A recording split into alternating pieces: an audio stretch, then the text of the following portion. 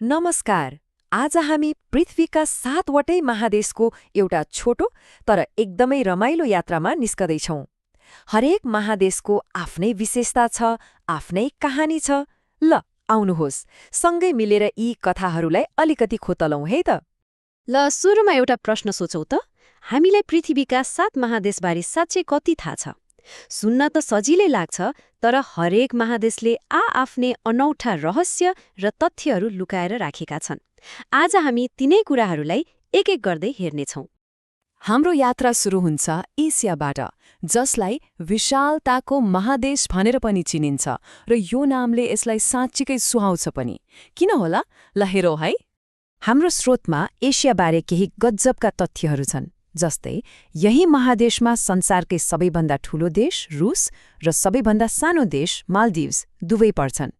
अझ रमाइलो कुरा त के भने, रुस एउटा यस्तो देश हो जुन एसिया र युरोप दुवै महादेशमा फैलिएको छ। एसिया कति विशाल छ भनेर अङ्कले नै हेरौँ न।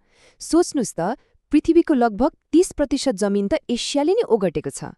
तर त्योभन्दा पनि अचम्मको कुरा के छ भने, संसारका हरेक 10 जना मान्छेमध्ये 6 जना त यही बस्छन्।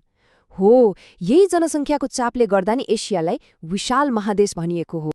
एसियाको भूगोल पनि एकदमै फरक छ। एकातिर यहाँ संसारकै छानो सगरमाथा छ भने अर्कोतिर पृथ्वीकै सबैभन्दा होचो ठाउँ मृतसागर पनि यही छ। एउटै महादेशभित्र अग्लो र होचोको यस्तो भिन्नता पाइनु साँच्चै अनौठो छ नि है। अनि एसियाको विशाल भूभागमा फैलिएको जुन घाँसे मैदान छ, त्यसलाई स्टेप्स भनिन्छ। कल्पना गरौँ त, यो विशाल खुला मैदानले महादेशको कत्रो ठूलो हिस्सा ओगटेको होला। ल अब एसियाको विशालताबाट हामी अफ्रिकाको विविधतातिर लागौँ। यो महादेशलाई मानव सभ्यताको उद्गमस्थल मात्र होइन, प्राकृतिक सम्पदाको खानी पनि मानिन्छ। अफ्रिकाको बारेमा हाम्रो स्रोतले धेरै कुरा बताउँछ। जस्तै यसलाई पहिले किन कालो महादेश भनिन्थ्यो भन्नेदेखि लिएर संसारकै सबैभन्दा ठूलो मरुभूमि सहरा अनि संसारकै सबैभन्दा लामो नदी नाइल सबै यही छन्। यसले नै यसको विविधता देखाउँछ। हो, अफ्रिकालाई कुनै बेला कालो तथा अन्ध्यारो महादेश भनेर चिनिन्थ्यो, तर आजभोलि यसलाई विविधताको महादेश भनिन्छ, जसले यहाँको सांस्कृतिक, भौगोलिक र जैविक विविधतालाई एकदमै सही तरिकाले बयान गर्छ।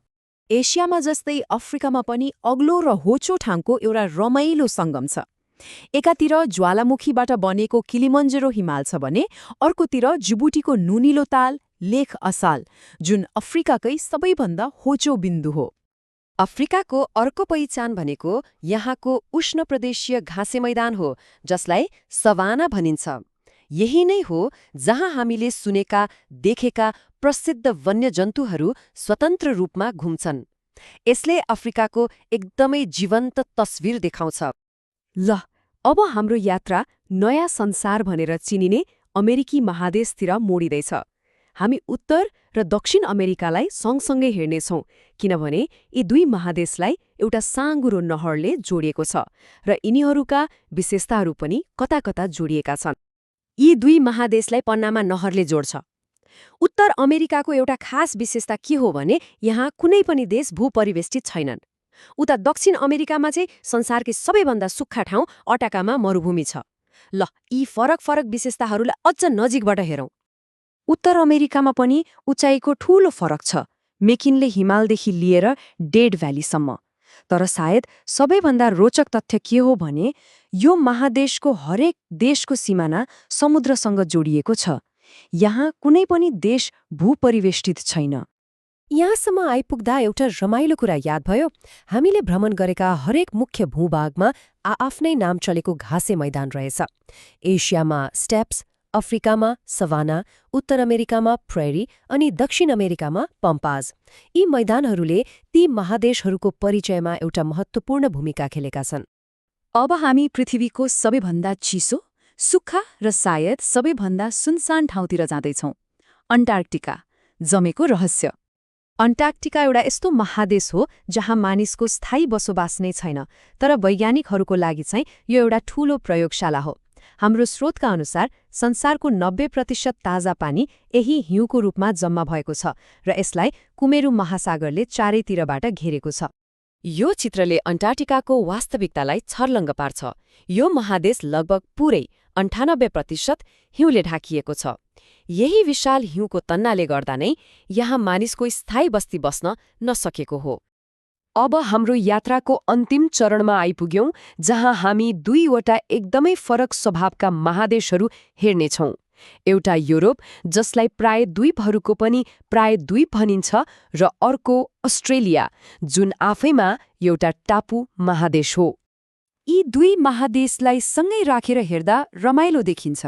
युरोप क्षेत्रफलमा सानो भए पनि सांस्कृतिक रूपमा एकदमै धनी छ र संसारकै सबैभन्दा सानो देश भ्याटिकन सिटी पनि यही पर्छ। अर्कोतिर अस्ट्रेलिया एउटा यस्तो महादेश हो जुन आफैमा एउटा देश पनि हो। युरोपलाई प्रायद्वीपको प्रायद्वीप भनिन्छ किनकि युरोप आफैमा एउटा ठूलो प्रायद्वीप जस्तो छ, अनि त्यही भित्र फेरि स्क्यान्डिनेभिया र इटाली जस्ता अरू थुप्रै साना साना प्रायद्वीपहरू छन्। अर्कोतिर अस्ट्रेलियालाई टापु महादेश भनिन्छ किनभने यो चारैतिरबाट पानीले घेरिएको छ र यो संसारको एकमात्र महादेश हो जुन आफैमा एउटा सिङ्गो देश पनि हो। त्यसो भए हाम्रो यो छोटो विश्व भ्रमणलाई एकैछिनमा सम्झौँ त। एसिया विशालताको महादेश, अफ्रिका विविधताको खानी, अमेरिका नयाँ संसार, अन्टार्कटिका जमेको रहस्य, युरोप प्रायद्वीपहरूको प्रायद्वीप र अस्ट्रेलिया टापु महादेश। र अन्त्यमा एउटा प्रश्नमा सोचौं, यी सबै महादेशका आफ्नै विशेषताहरू मिलेर हाम्रो यो साझा विश्व आखिर कसरी बनेको छ? हरेक महादेशको भूगोल र संस्कृतिले हाम्रो विश्वव्यापी कथामा कस्तो भूमिका खेलेको होला? यो कुरा सोच्नु पनि हाम्रो ग्रहको विविधतालाई सम्मान गर्नु जस्तै हो।